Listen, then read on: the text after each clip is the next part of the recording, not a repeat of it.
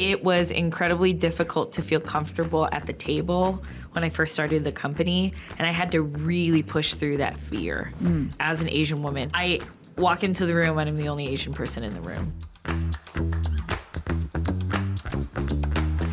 I had initially started having back issues in my early 20s. I used to throw out my back in my early 20s. Like, what the hell? What were we doing it?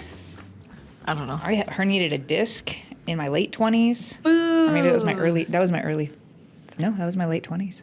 Man. Yeah. Okay, if there's one thing you would tell 20-year-old Jace about your body Oh my God. now, what would that be? I was going to say stretch, but I don't even do that sufficiently now. So I should probably tell my 36-year-old self that about my body. Like, just be, and maybe just be more gentle. I honestly, in my 30s, I decided my fitness would center around what seniors do. And like, they haven't figured it out. Tai Chi, I do Qigong, That's pretty dancing, like things that help elongate Yeah. the comfort and use of the body. And I'm like, I'm doing that. Running, like high impact stuff, forget it. It wears the body down. Oh, yeah. So now I do things that are Yeah. kind and gentle to the body. That's a good idea. I think I would tell myself everything that you did in your 20s to your body. You did it right. You did it right? I did it right. Yeah. Oh, okay. I don't live with a lot of regret. Yeah. And so there's a lot of things like kickball was one of them, and I didn't run. Like, you're supposed to be healthy. Trust me when I say I have my fair share of health issues, right?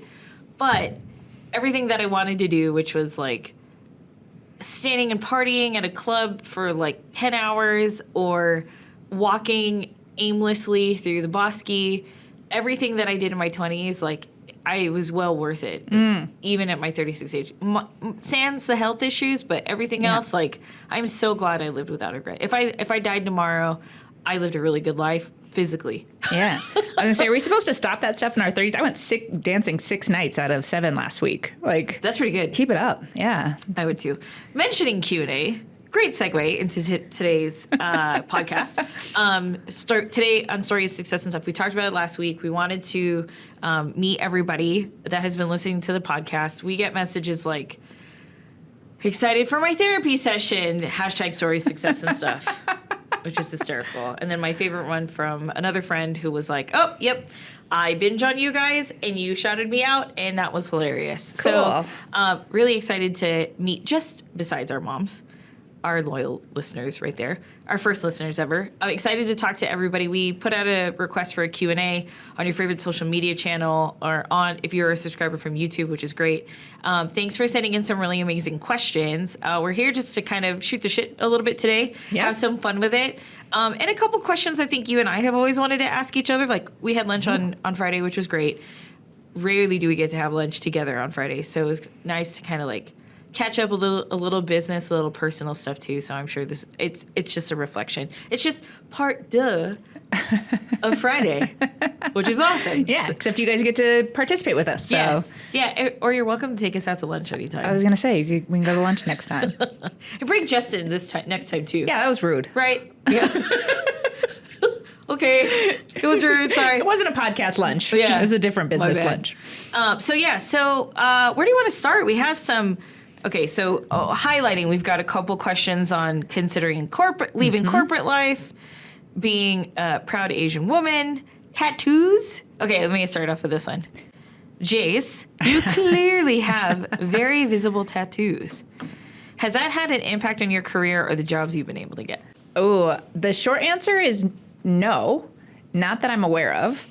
The longer answer is that when I was getting my hand tattoos, it was this like burning of the ships for me. I was living a non 9-to-5 life. I was working for myself, living outside of convention, and I wanted to make sure that I stayed that way.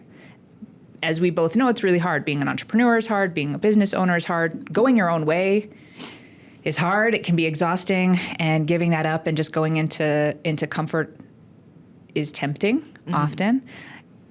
And so I'm like, I've been wanting to do hand tattoos, and I'm in this stage of my life. And I woke up one morning, it was a Tuesday, and I'm like, today's the day. We're going to go and get this scheduled. Tattoo Tuesday. Tattoo Tuesday. I didn't get them that day, but I did go and get them scheduled.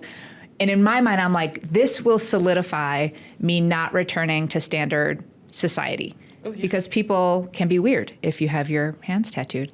No, they don't care. Nobody cares anymore. At least the people that I associate with or work here, like we're a company. We're like, we do professional things. I go out and meet professional people. I give professional talks. Nobody cares anymore. Yeah.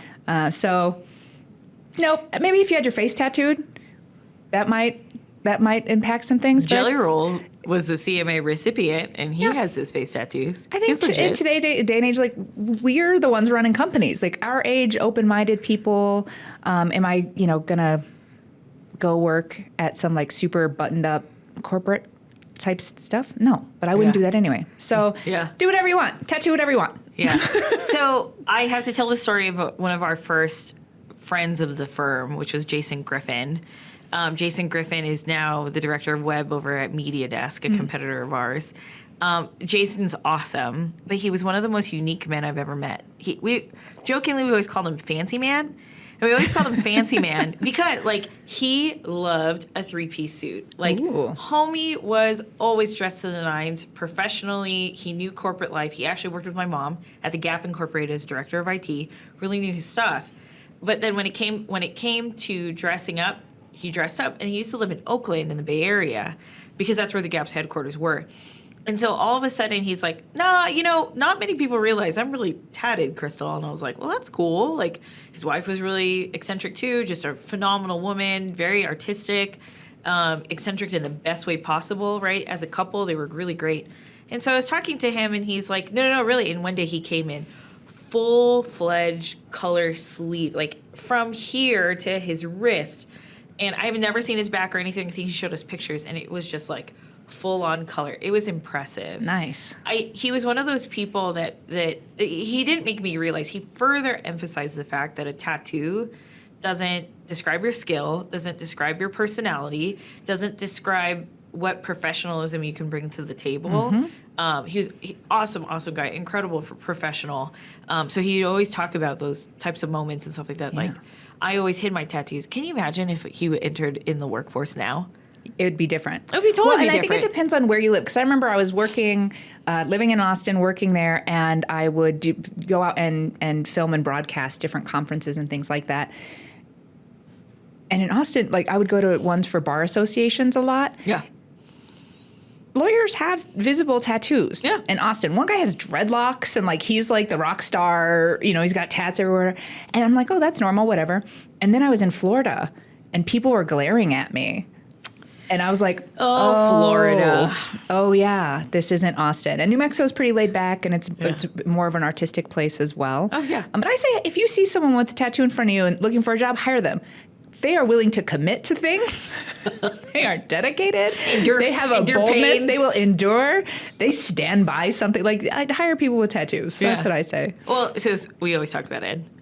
The first tattoo, I noticed his tattoo right away. I actually gave him shit about it. You would, because it's in L.A. It's a Los Angeles Dodgers tattoo, and I was like, I don't know if this is going to work out, man. And he's like, boo. It's like, that is not a protected class. Sports team, you can definitely discriminate against sports teams. I'm a big believer nowadays. You can't talk about sex, drugs, rock and roll, politics, and now sports.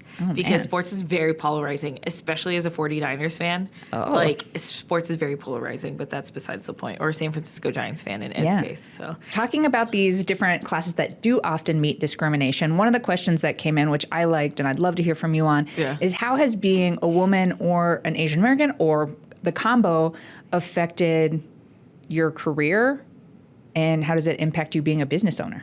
Oh, wow. How much time do we have? How much time do we start, These are the bite-size answers, I guess. I would say that this is probably the trailer reel right here for the podcast.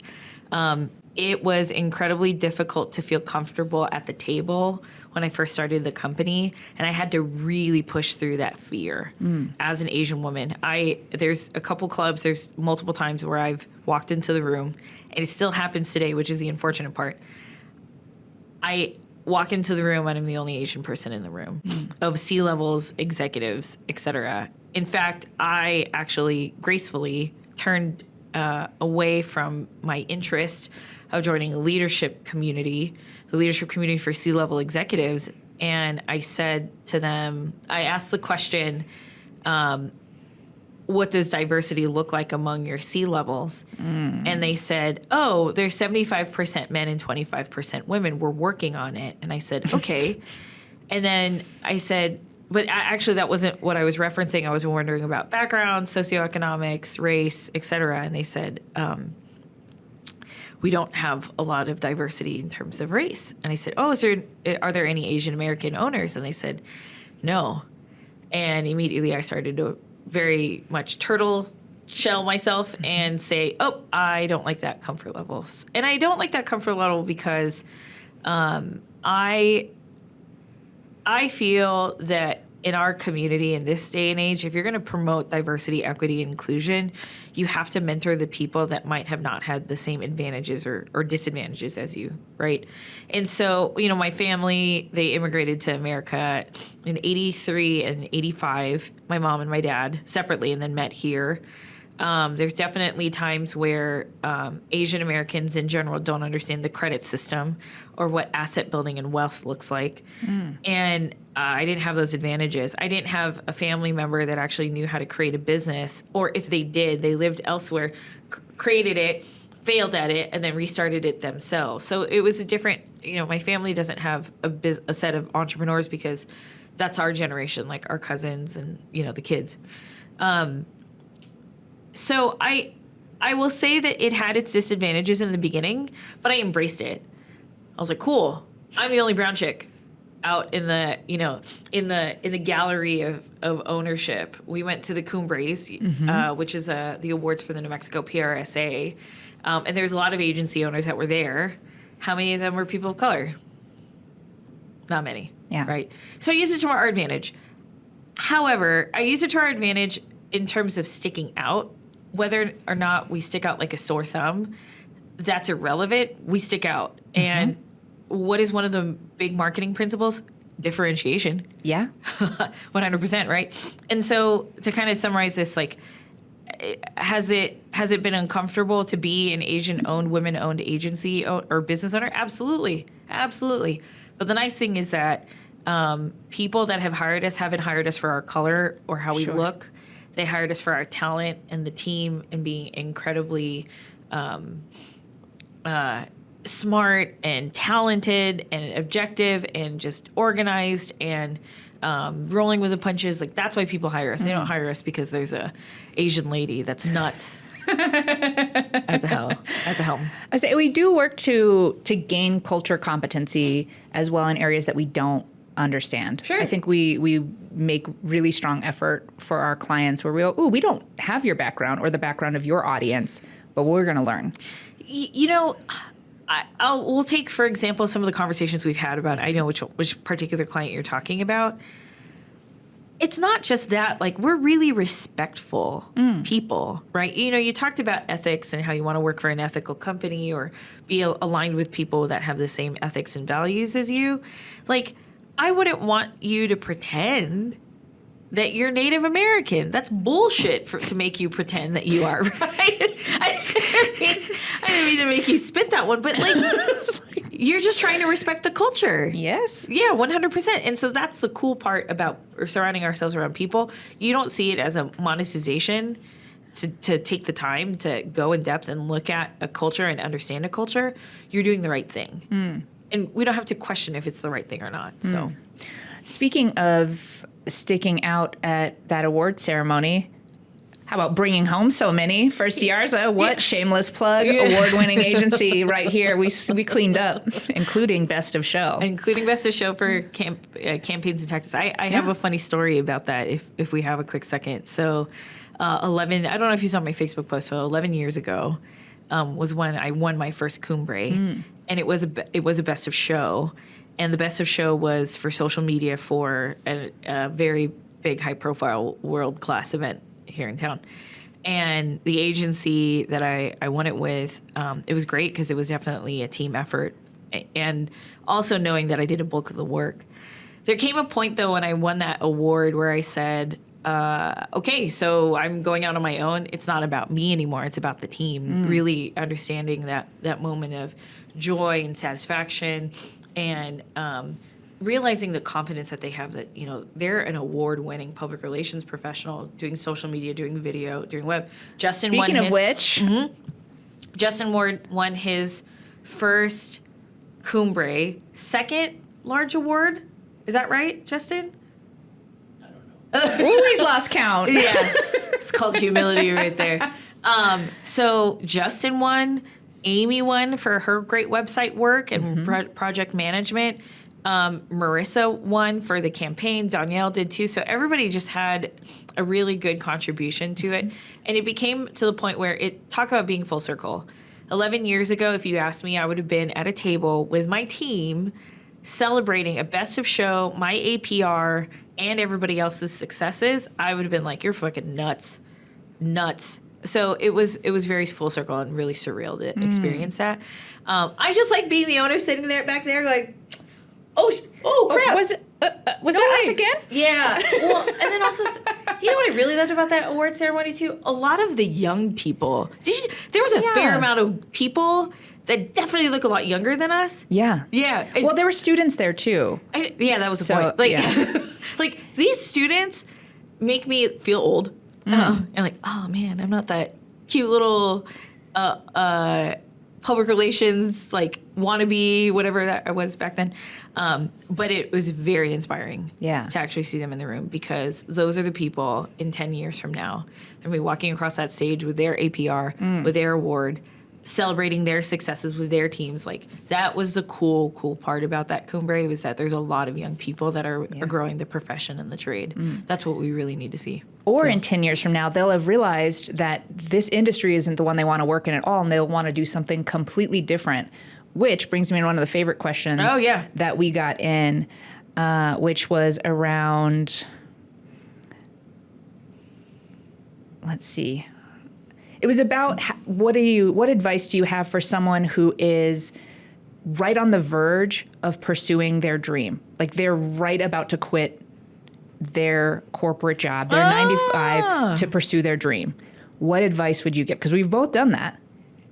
It's scary. Yeah, no, I'm rolling back the tape and trying to calm down that anxiety that comes with the thought of leaving your job. I'm going to answer first. I want you to answer this one too.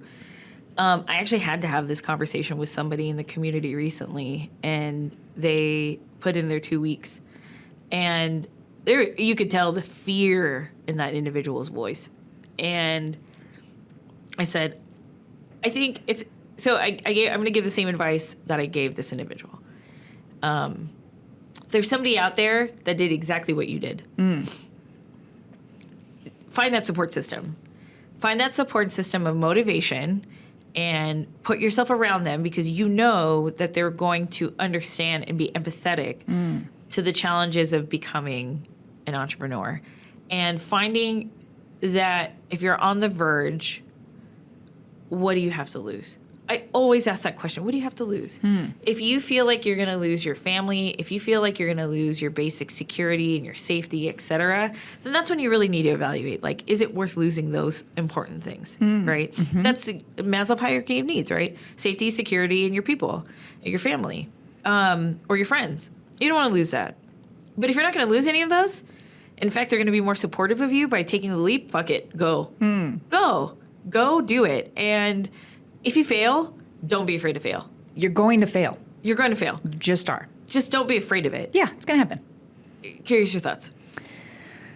If I think back to my first endeavor, if I were to give myself advice, one, and this was a really hard one to swallow as an entrepreneur or anybody putting out their art or their passion or whatever, no one is going to care as much about it as you do.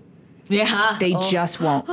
I know. And it hurts because, I was so psyched about it and it was a great idea. And, entrepreneurs, they're visionary people, right? They have great ideas. They do good things. They see an area that needs help or that they want to positively impact, and they're full of passion. They're ready to dedicate their lives to it. And then it can be really crushing when the world does not meet you there. And people are wrapped up in their own things, or maybe they've got their passion that they're excited about, or they're going through a tough time, or they're just in the midst of life, which is hard. Being a human's hard. And no one will care as much as you do about your idea. Oh, there's probably somebody listening go, I know, and it hurt. Like, for me to realize that it hurt, and it hurt my ego. But I spent so much time and energy trying to get people up to my level of caring about the thing I cared about, and they're just not going to. They have not dedicated their life to it, right? So that would be a big thing. And the other piece you touched on, and I don't think we talk about it enough because it's not the fun part. It's like, oh, you're going to go pursue your dream or your passion, and you're going to have a fuller expression of yourself. Like, we get excited about that. And the truth is, it's going to take a lot longer to be successful than we think. Money will likely run out.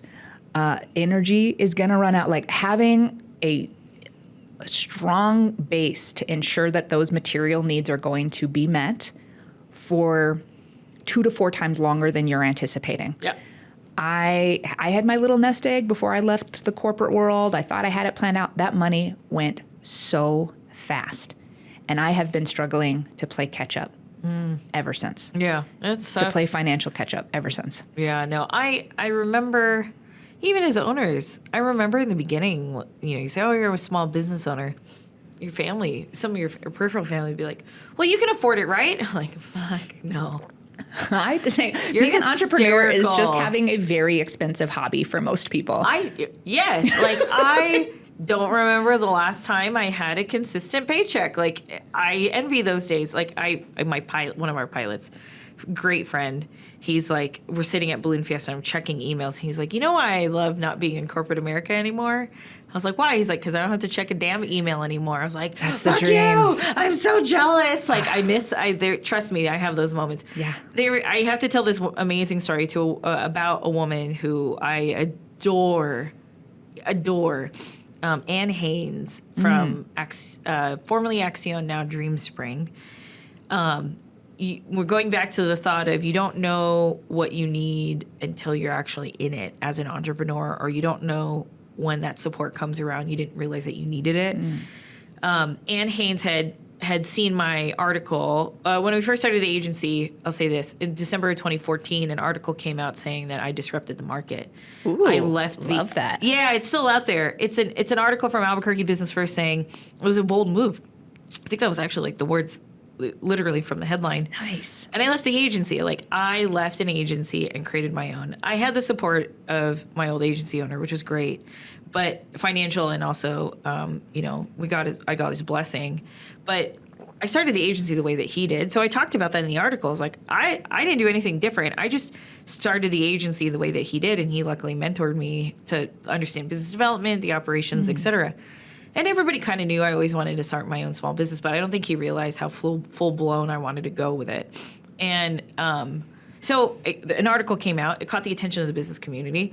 And so a gal by the name of Ann, this amazing founder and CEO of this micro-lending company, and it ended up being one of our longest clients because of her relationship.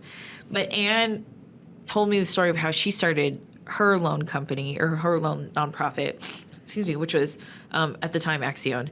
And she said, and this was the story she told me, she goes, I can't forget the number of nights that I spent crying on my keyboard, creating the company, trying to put it all together. And when she said those exact words and explained how she started it, I didn't realize she was reaching out to me, trying to tell me, bitch, it's going to be hard. Mm-hmm. And when she said those words, like, all of a sudden, I just started weeping. And I literally said, nobody understands. Nobody understands. And it's like in the middle of Starbucks in Rio Grande, and I'm crying, and she's laughing and crying at the same time because she's like, I get it. Yeah. And that's when I knew this was not going to be an easy road. It was not. And I was only like month 2 into it. And she told me that. And everybody needs a woman like that in their life when they first get started. Yeah, or a bunch of them. And check out our episode, Trying and Crying, where we do talk about the emotional side of running a business and entrepreneurship. That's another thing I would say, like, get ready for everything that you've been hiding from or running from inside you to come up. Oh, 100%. Or here's another good question, too, that kind of ties into it. So we were asked, how do you incorporate self-care and well-being practice into your routine to support your mental and emotional health on the journey to success? That's a big one, homie. It's a great question. It is a great question. And I'll say, and I'm not here yet, but here's where I'm working to go. Here's what I want to do. But you're here in the office. No, I am here. I'm here, but I'm not at what my goal would be, where my well-being is my top priority. Yeah. And that the rest of my life is built around that instead of building that into my life. And I've been working towards that and, having routines and things like that. And I'm getting a whole lot better at being a grown-up and taking care of myself and all really? that. Yeah. There's all kinds of stuff that I'm like, oh, that was very adult of how I handled that. Like, I'm very impressed. We can get some tips later. Right. I'm like, did anybody see that? No, Yeah. I'm just doing normal adult things. Cool. So I would love to get to that space. In the meantime, my biggest thing is having some form of morning routine. It's shifted over the years, but for me, it usually includes taking the pups out. Obviously, they insist on it. I don't have a yard, so going on a walk, but it also gets me in motion. It gets me outside, and I try to be really present when I'm on that walk. So I leave my phone at home, and I try to notice. It's so beautiful right now in New Mexico. Oh, it is incredible. Stunning. It is absolutely beautiful. So it's so nice to... Yellow, red, oranges. Oh my God. Sucks for golf, Pink. but that's okay. Yeah? Yeah. Why? Because cold, you or? lose the ball and it's cold and then you there's get leaves sore and stuff? then it gets, as Justin says, it's very leafy Yeah. on the green and that sucks. Anyways. Not the right leafy greens. Am I right, vegan? Hey! Just kidding. So yeah, meditation is usually part of that as well. And then I check in with my best friend every day. We use a voice messaging app and we have a morning check-in every single day. Oh, that's sweet. And so I have a point of connection. I also start my day, the very first thing, I wake up and I do a gratitude practice before I get out of bed. That's really cool. So gratitude, some form of mindfulness, meditation, movement, and connection. Yeah. And I do my own version of prayer in there as well. Yeah. So those things have been a game. Even if the rest of the day goes to shit, I at least start on an okay foundation. That's really good. Yeah. Yeah. I definitely taking mental notes on that front. I try to get myself into a morning routine. Morning routines are really tough whenever you have a partner that has insomnia. I'll tell you that. Yes. Yeah. And Yes. so I know that for him, his circadian clock is just off. Like right now, he's probably still up right now, and it's 12 o'clock, and he hasn't slept since yesterday at 1 o'clock in the afternoon. It's nuts. I might want to lay off some of those monsters if I can just throw. Everybody says that. Even something out Justin's like there. that. So he actually has been Yeah. laying off the monsters, especially after the wedding. Hasn't changed his sleep pattern. Yeah. It really hasn't.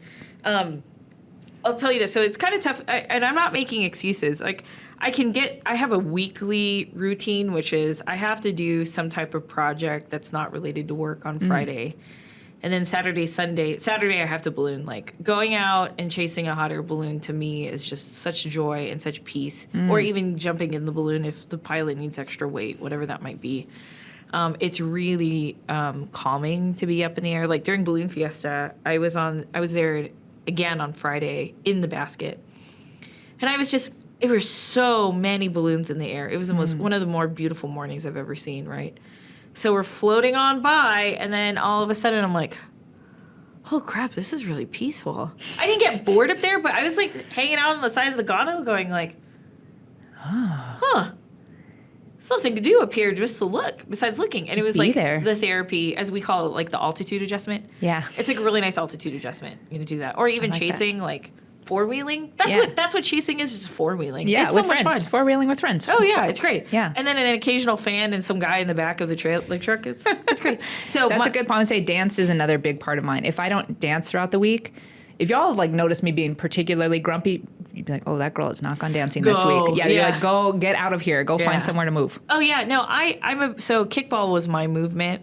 I noticed that so the other thing for my emotional and mental health is like getting out and doing something that's not related to work.